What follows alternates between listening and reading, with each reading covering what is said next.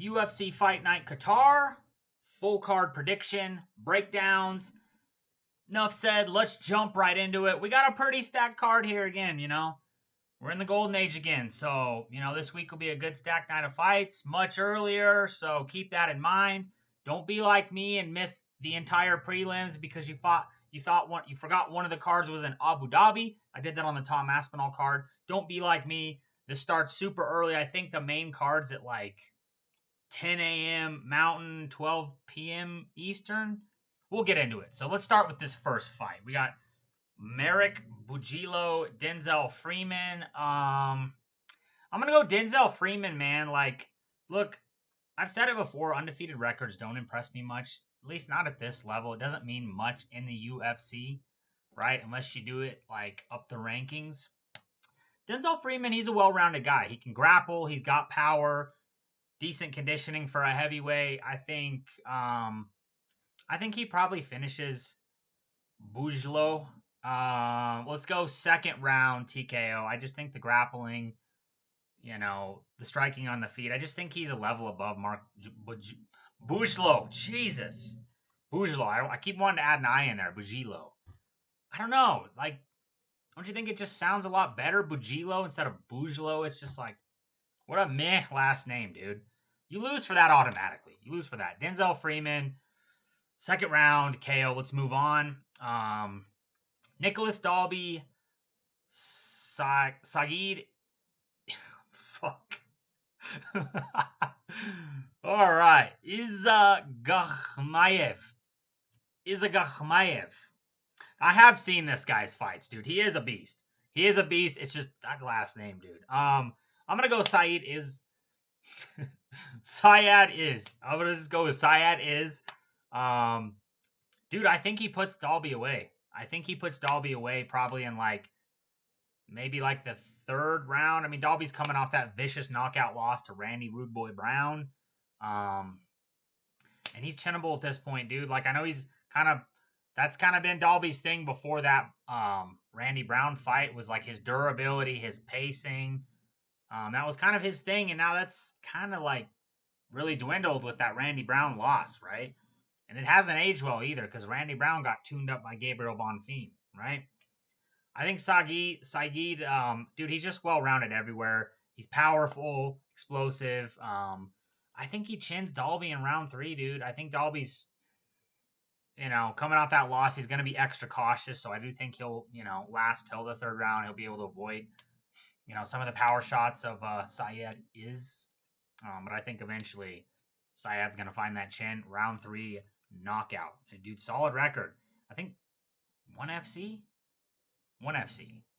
Or was it PFL? I can't fucking remember, dude. I watched this guy fight a few months ago. I just can't remember. But, dude, he's a beast. He's a good he's a good newcomer to the UFC. So, third round knockout for Saygid. Nurullo, Aliev, Shamrock. Dude, Shamrock, he's pretty good, right? Pretty good on the regional scene. Explosive, well-rounded. But I just think Aliev is just a little bit too much, bro. Like, these Tajikistan guys are just built different, man. I think it's just too much of a leap for your first UFC fight. The guy's undefeated. He's been successful in the UFC, right? And I just think, like, the grappling and just the experience is going to be a bit too much for Shamrock. Fuck, I'm trying to think of Aliev's last fight. Because I want to... My initial thought with this fight is decision. Hello? UFC? There it is. Joe Selecki, yeah, decision. Yeah, I mean, it's safe to say this is going to be a decision. Aliev doesn't really finish people, but he is a well-rounded guy. Better grappling, I feel like. More experience, and, you know, probably 29-28 over Shamrock. A decisive decision, not too dominant, though. What the fuck? Get your ads out of here, please. All right. Ismail, Naurdiev, Ryan Loder. Dude, I can't go Naurdiev because, like, the last fight, this guy cheated multiple times against the Iron Turtle, Jung Sung Park, and he still couldn't fucking win the fight, bro. Like, this guy landed, like, 2 eye pokes, like, 2 nut shots, badly poked poked Iron Turtle in the eye on that last one. Like, I think he was like bleeding out of it. Iron Turtle was like, fuck this, and proceeded to grapple him and beat him down the rest of the fight and win a decision. I think it was a decision. God damn it. It's so hard to recall some of these fights. Let me see real quick. Yeah. Yeah, dude, after like 2 nut shots, 2 eye pokes, this dude still couldn't beat the Iron Turtle. The Iron Turtle, if the Iron Turtle is out grappling you, dude, you know, Ryan Loder, All-American Wrestling. Woo!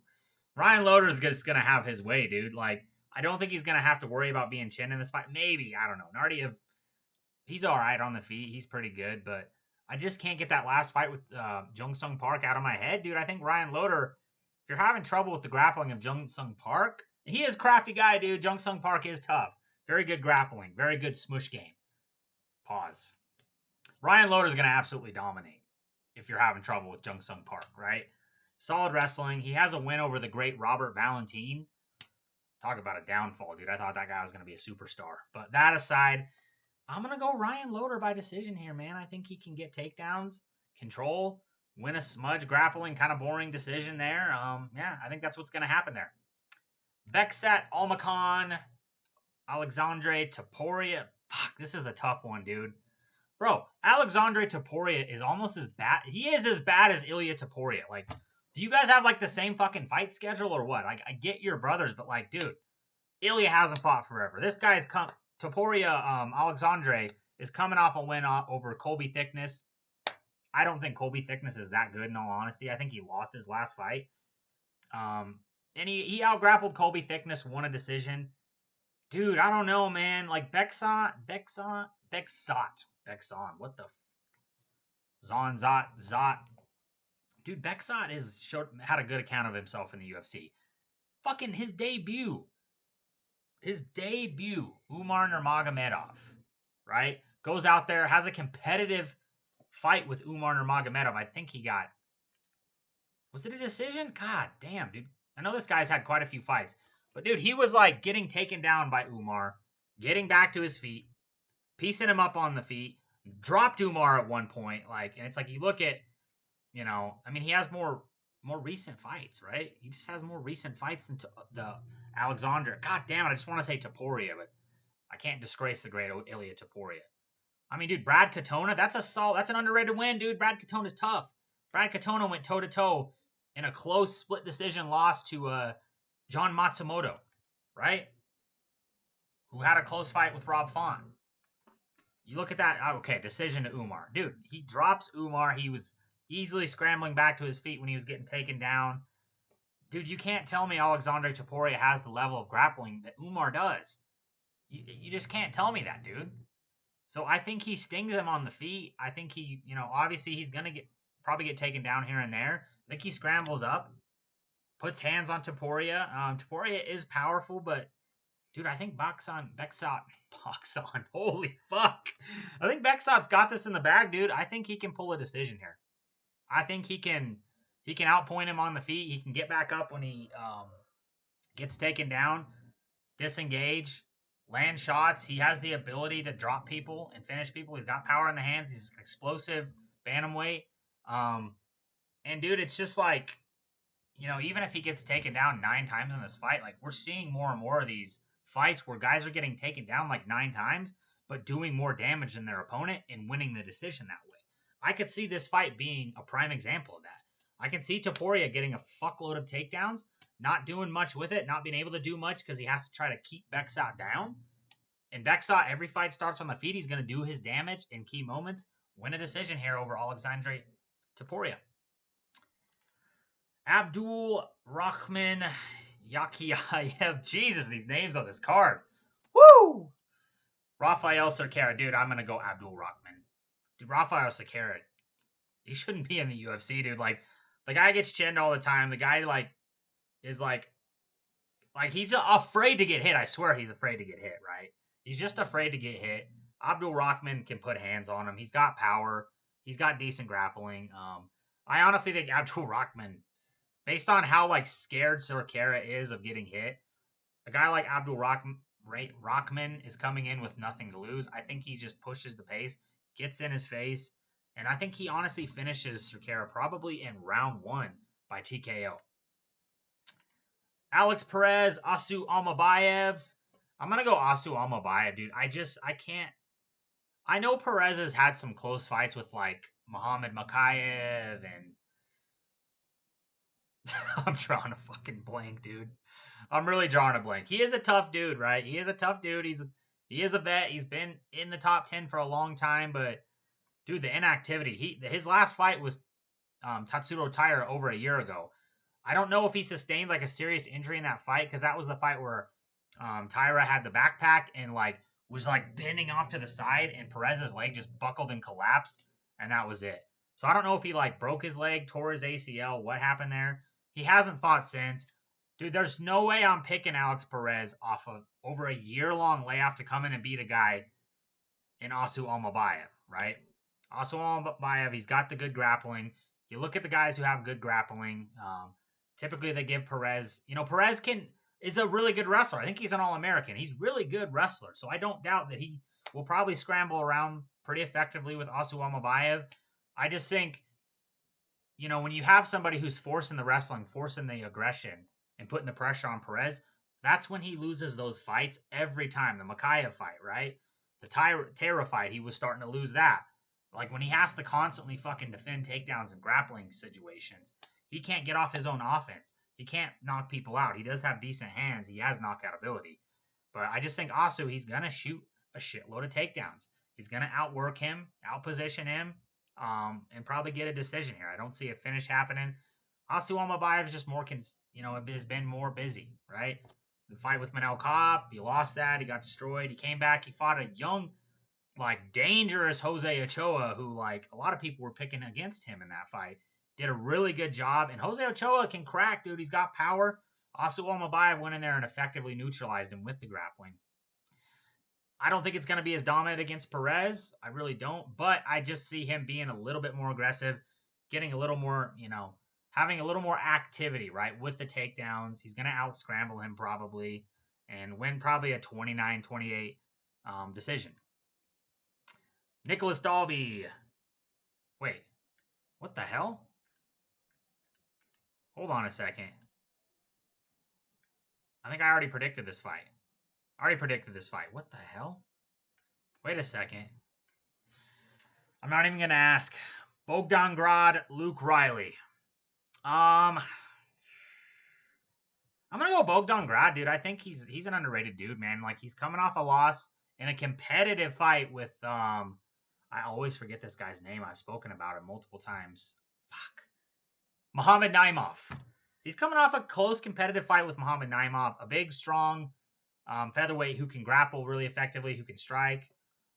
Luke Riley, he's primarily a striker. He's decent, on the ground as well, scrambling, throwing up submissions, but I think Bogdan Grad's going to outwork him, put a little bit of the pace on him, shoot a lot of takedowns, frustrate Riley. It's going to be similar to the last fight with Almabayev Perez. He's just going to outwork Luke Riley, maybe frustrate him a little bit. Luke Riley can chin you. He is dangerous on the feet. He is good on the feet, but Bogdan, I don't think he's finishing Bogdan Grad, dude. He's a super tough, durable guy. He's going to be shooting takedowns. He's really effective with takedowns and control as well. Again, close fight with Naimov. I just think he outworks Luke Riley. I don't think he does, a shitload of damage. I just think he's going to put pressure on him. He's going to, put a lot of forward pressure on him, force Luke Riley to fight off the back foot, clinch him, knee him, drag him down, beat him up a little bit there, and that's kind of going to be the fight. We'll go 29-28 decision here for Bogdan Grad. All right, main card. Tagir Ulanbekov, Kyoji Horiguchi.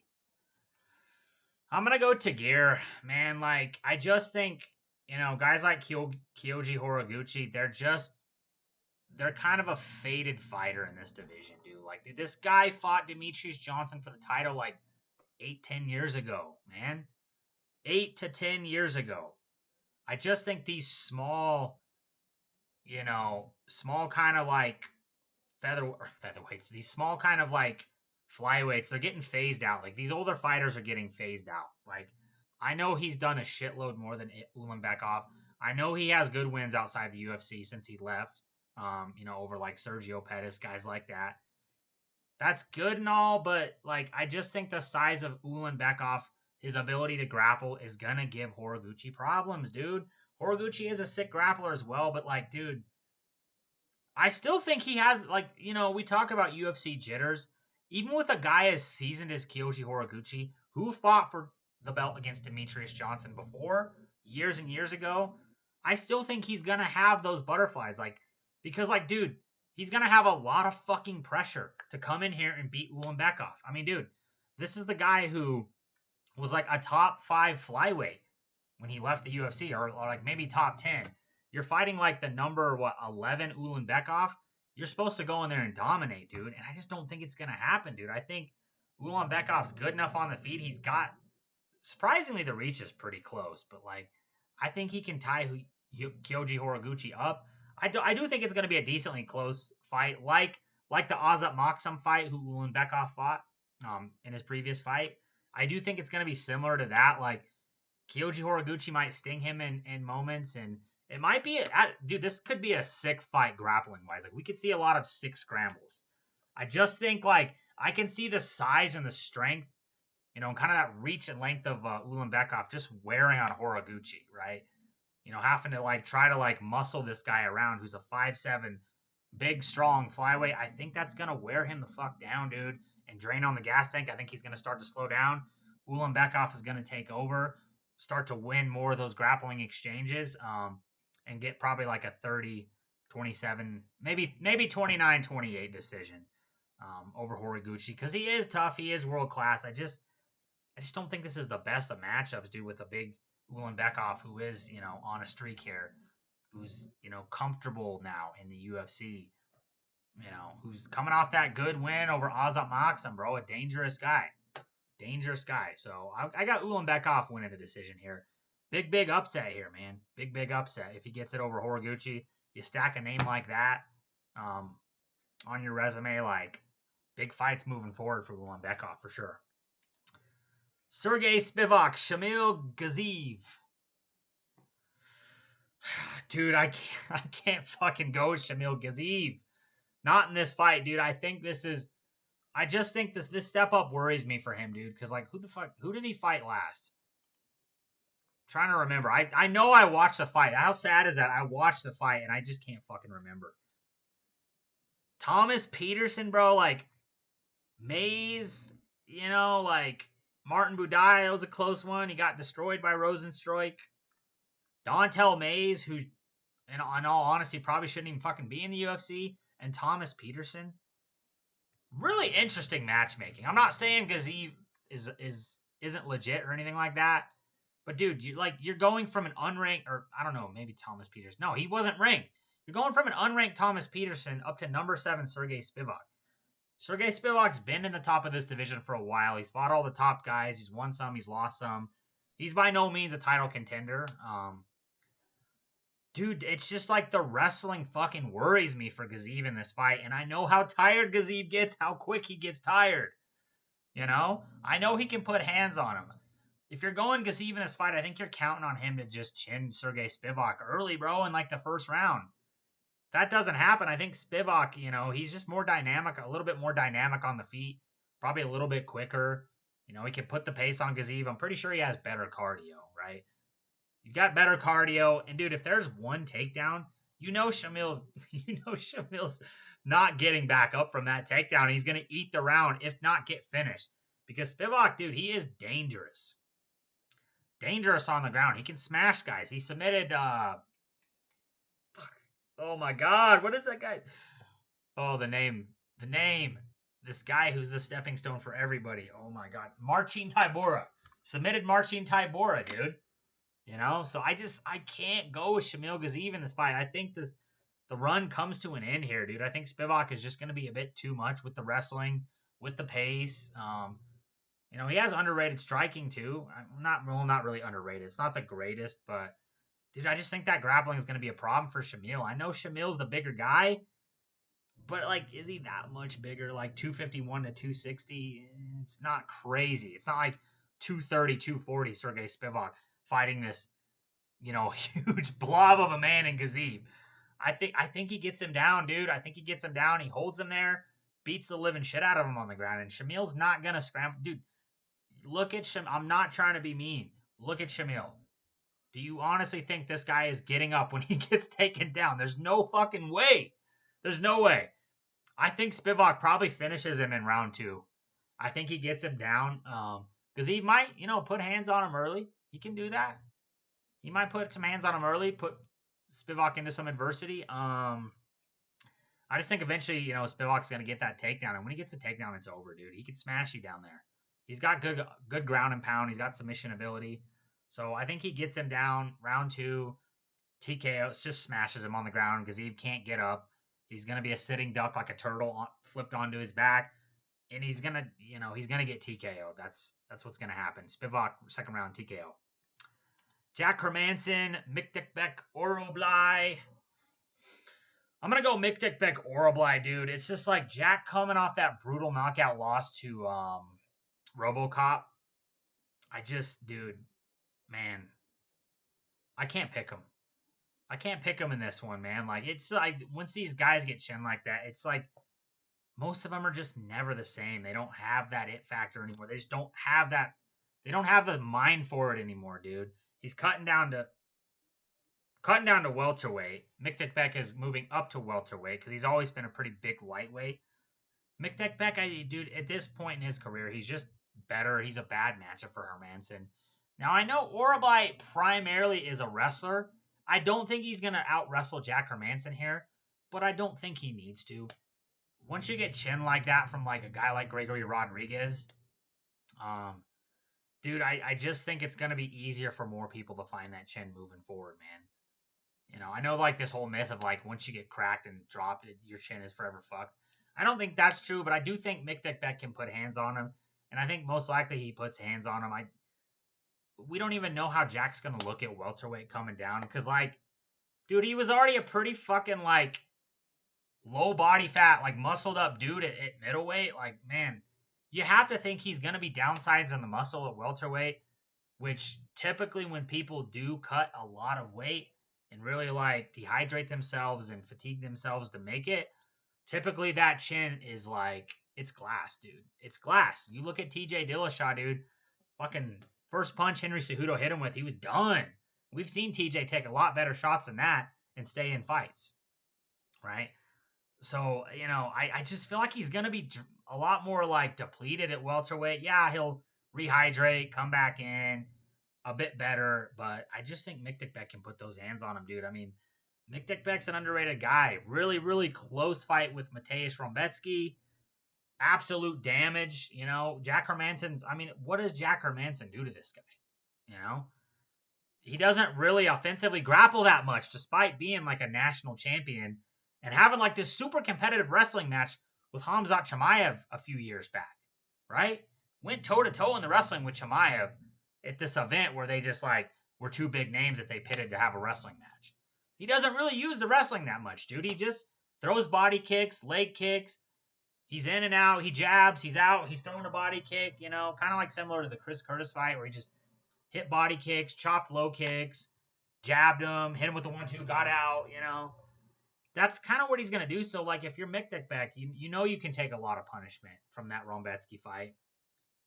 Hermansson's not chinning you. He's just going to try to, like, pop and run, and he's not going to really try to offensively grapple you.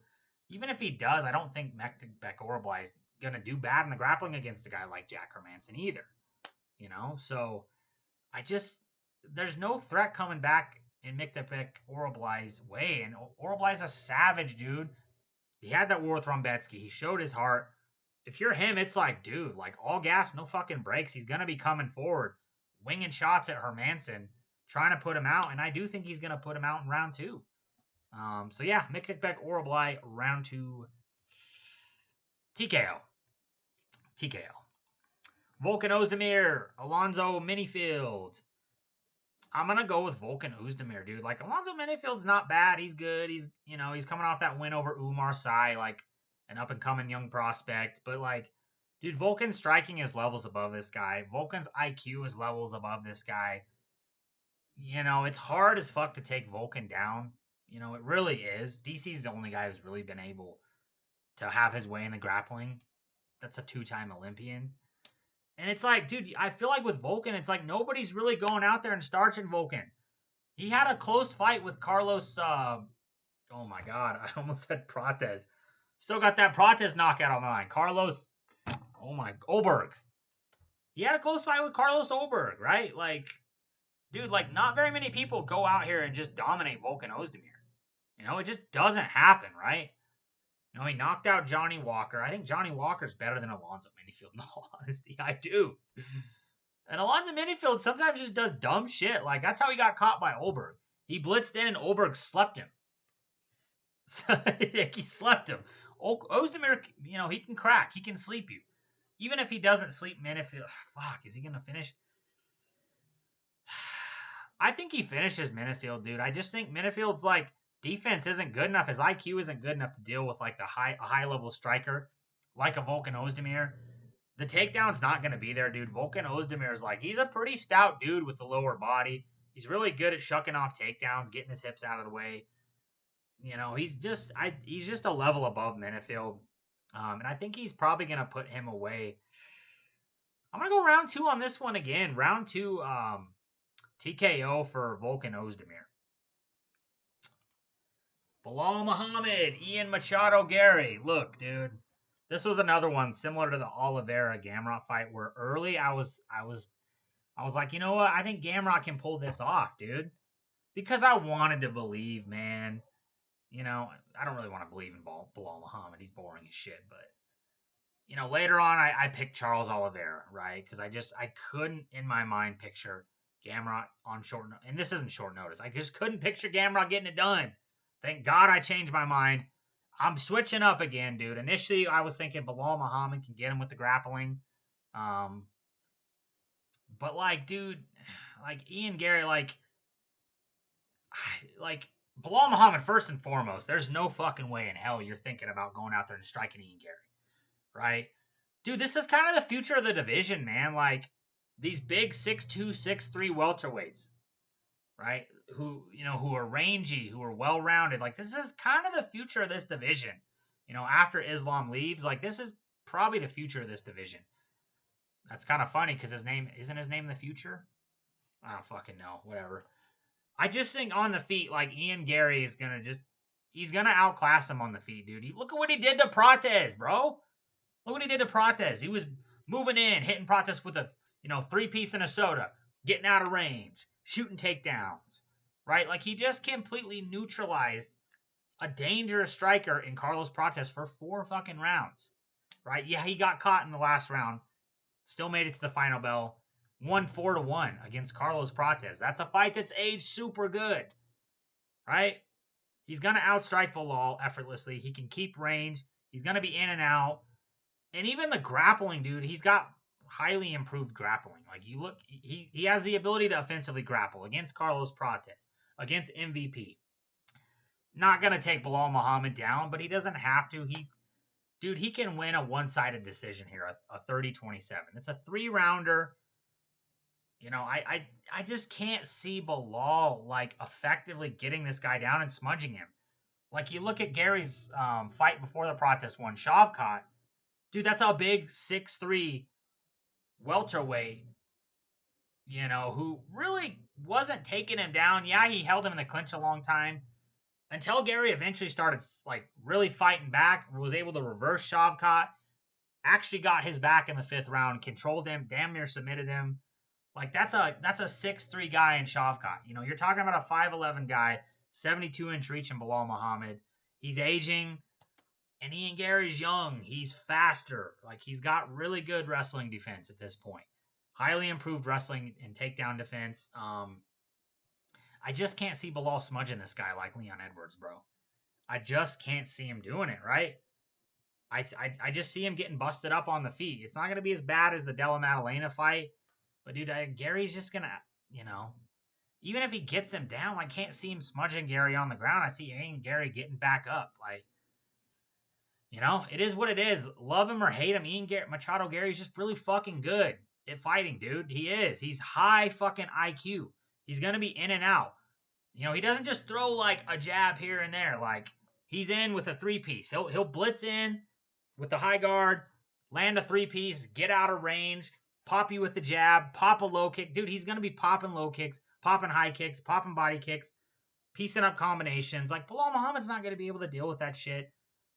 You know, I mean, even like we could see Belal like be getting pieced up on the feet and shoot some desperation takedowns.